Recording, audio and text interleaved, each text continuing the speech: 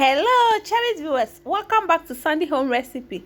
Mama call about Sandy Home Recipe. Send the dikan will share a video. Remember, rain so subscribe. No share, no me notification bell. Say the video better one sabeka.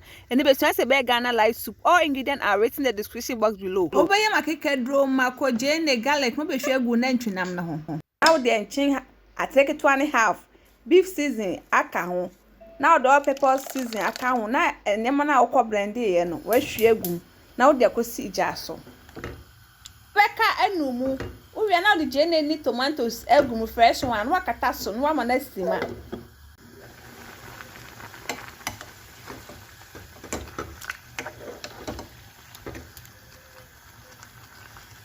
And toast need and I am man, no way, no aqua yam, not a sheer room.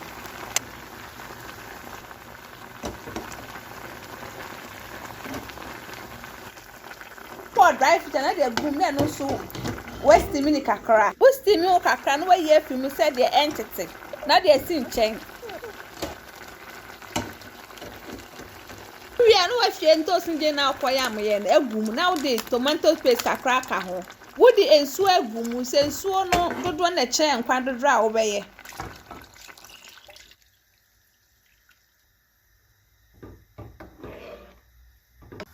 Oh, and Crumania Maconade boom for garnishing.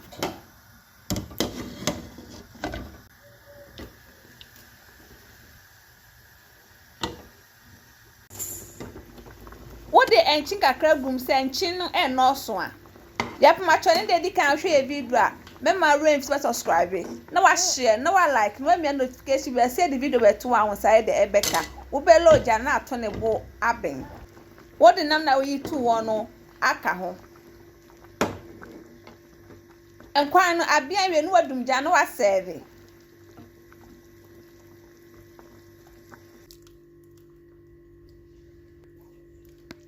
Please, if you're new to our channel, don't forget to subscribe, share, like, and also click the bell icon to get new video you post. Now, this is our live soup recipe. Please like this video and subscribe to our channel. Thank you so much for watching.